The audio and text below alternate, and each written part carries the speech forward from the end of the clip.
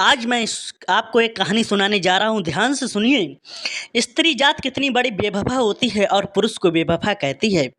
स्त्री के क्या लक्षण होना चाहिए, कौन से लक्षणों वाली स्त्री से शादी करनी चाहिए और कौन से लक्षण हों तो उस स्त्री से शादी कतई नहीं करनी चाहिए, चाहे आपको कितना धन मिले, कितने दौलत मिले, कितनी जायदाद मिले। कि स्त्री ने अपने पति के लिए क्या क्या आरोप लगा दिए, कैसी कैसी लीला रच दी, कैसी कैसी तिरिया चरित्र रच दी।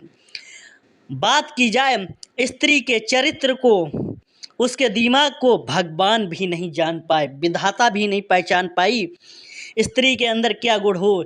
स्त्री चाहे अपने पति को राजा बना दे और नहीं तो रंक बना दे, नहीं तो सेठ बना दे, नहीं तो आप कटोरा हाथ में भिखारी बना दे। आज मैं आपको वही कहानी सुनाने जा रहा हूँ। आपने ये कहानी यूट्यूब पर नहीं सुनी होगी।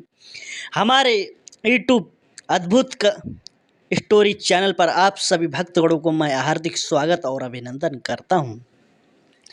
एक समय की बात है, एक बाबा थे, वो तीर्थ यात्रा पर निकले थे, जिन्हें अपने लोग सन्यासी बाबा कहते हैं। बाबा तीर्थ यात्रा पर निकले थे। बाबा चलते चलते चलते चलते एक नगर में पहुँचे। नगर के बाहर क्या देखते हैं कि एक किसान था। किसान मेहनत मजदूरी करता था और उसकी पत्नी भी थी। उसने कहा सन्यासी बाबा ने, हे किसान, आज मैं तीर्थ को जा रहा हूँ, मुझे शाम का समय हो गया, क्या आप एक रात के लिए मुझे अपने घर पर रोक सकते हैं क्या? किसान बोला, आप तो मेरे अतिथि हो, आपका तो स्वागत करने का मेरा फर्ज बनता है, आप रुकिए। तभी ध्यान से सुनने की ये बात है कि किसान ने अपनी पत्नी से कहा, जाओ आप बाबा को घर पर ले जाओ, आदर सत्कार करो इनका, इन्हें खाना बनाओ, फिर इनके बाद इन्हें सुलाओ, अच्छे से इनका बिस्तर लगाना। पत्नी खुश थी।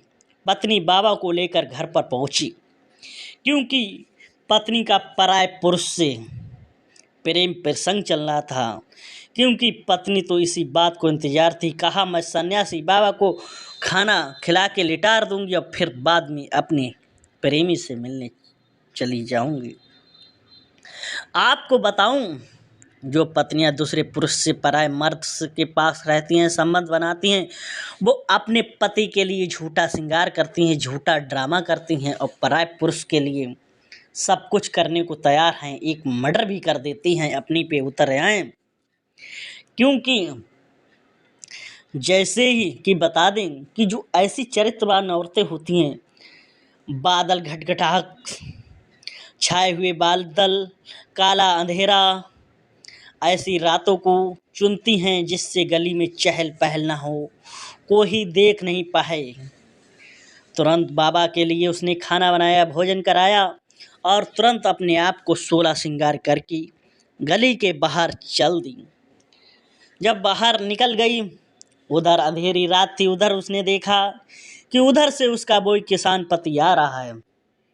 किसान पति शराब पी के आ रहा था, क्योंकि वो उसको कई बार अपनी पत्नी की शिकायतें मिल चुकी थी, इधर उधर लोग कह रहे थे उससे।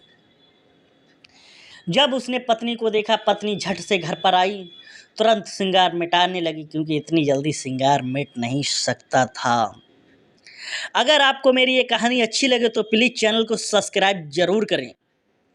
जब श्रृंगार मिट नहीं सकता, तब उसने पति को गुस्सा आई, क्योंकि पति तो पहले ही कई शिकायतें सुन चुका था। पति ने उसके इतना मारा डंडों से, उसे वहीं पर उसके घर में एक खंबा था, खंबे से उसे बांध दिया।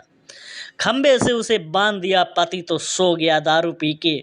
उधर क्या होता है, उसकी पत्नी की एक सहेली आई और कहा, आपको इतना मारा, कोई बात नहीं है, अभी आपका पति सो रहा है, आपको मैं खोल रही हूँ, आप मुझे बांध दो और आप अपने यार से, प्रेमी से मिलने चली जाओ। देखते हैं कि उनकी सहेली इतनी पक्की सहेली थी वो अपने आप को खंबा से बंध गई और अपनी सहेली को, जिसको सरापी ने अपनी पत्नी को मारा था, वो अपने प्रेमी से मिलने के लिए चली गई।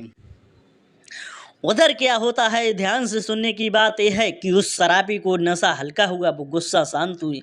उससे कहा कि तू घर से बाहर निकलना छोड़ दे और मुझसे कठोर वचन बोलना छोड़ दे, तब मुझे तुझे खोल दूंगा। पति कह रहा है उसकी सहेली से, उसे नहीं मालूम था कि मेरी पत्नी चली गई है, उसकी सहेली बंधी हुई है। तब उसने तलवार निकाली और जैसे ही गुस्से में मारी, उसकी नाक कट गई। नाक किसकी कट गई? उसकी सहेली की, जिसे खंबा से बांध दिया था। उसकी सहेली तो अपने प्रेमी के साथ रंगरेलियां मना रही, उधर सहेली खंबे से बंधी हुई है। लेकिन शराबी बार बार कह रहा है तुम मान जाए, क्योंकि वो बोल नहीं रही थी, क्योंकि अगर वो बोलती तो उसकी पोल खुल जाती। उसके बाद में जो शराबी था उसका पति, फिर वो सो गया। उसके बाद में उसकी पत्नी आई, कही बहन क्या हुआ? कह देखिए आपके पति ने मेरी नाक काट दी। कि हाय राम, अब क्या होगा? कि तुरंत उसकी पत्नी को बांध दिया और वो जिसकी नाक कटी थी सहेली, वो अपने घर पर चली गई। अब पति को क्या होता है, थोड़ी देर बाद होश आता है। अब वो क्या कहती है, तिरिया चरित्र फैला रही है उसकी पत्नी कि आपने मुझे मारा, अगर मैं सत्यवंती हूँ, हे सूर्यदेव, हे ब्रह्मा देवी, विष्णुदेव, हे गरुड़ देव, हे वायुदेव, अग्निदेव, मैं सबको साक्षी मान रही हूँ। अगर मैंने कोई गलत कर्म किया हो, अगर मन में अपने पराये पुरुष का स्मरण भी किया हो, तो मेरी नाक जैसी पहले सुंदर थी वैसी हो जाए। इतनी बात कहकर, क्योंकि नाक तो उसकी कटी नहीं थी, फिर ये बात उसकी पति ने सुनी। पति तुरंत उसने रोशनी का इंतजाम किया, माचिस जलाई, देखा कि उसकी नाक वास्तव में जैसी पहले थी वैसी ही है, और नीचे खून देखा, खून बाकायदा ब्लड पड़ा था। अब वो अपनी पत्नी से माफ़ी मांगने लगा कि हाय, मैंने देवी जैसी अपनी पत्नी पर कितना घिनौना आरोप लगाया था, कितना चरित्रहीन कहा था, मुझे माफ़ कर दो, मुझे माफ़ कर दो।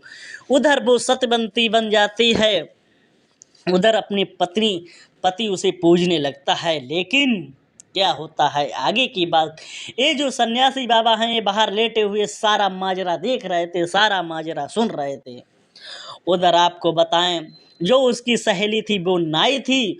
उधर उसका जो नाई था वो हजामत का काम करता था, दाढ़ी बनाता था, दूर दूर गाँव में जाता था। जब वो घर पे आया तो उसने अपना उस्तरा था वो फेंका, सामान फेंका। अब उसकी नाई को मौका मिल गया, वो नाक को लेके बाहर निकली।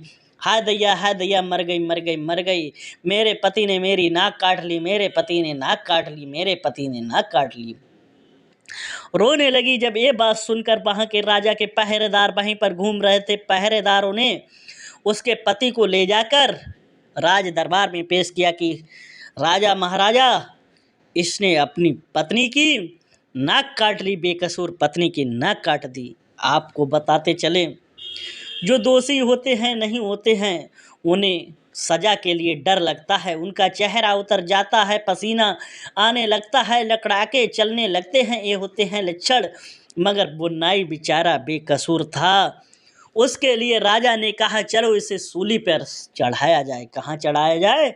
सूली पर। अब सन्यासी इस बात को जब सन्यासी के कान में ये बात पहुंची कि आज एक बेकसूर नौजवान राजा के यहाँ सूली पर चढ़ रहा है और राजा उसे फांसी जरूर दिलवाएगा। अब जो सन्यासी बाबा थे वो रुक नहीं पा रहे थे कि अब क्या करूं। तुरंत सन्यासी बाबा राजा के दरबार में पहुंचते हैं और कहते हैं, राजा, आपके दरबार में बहुत ही अन्याय हो रहा है, किसको आप फांसी चढ़ा रहे हैं ये बेकसूर है।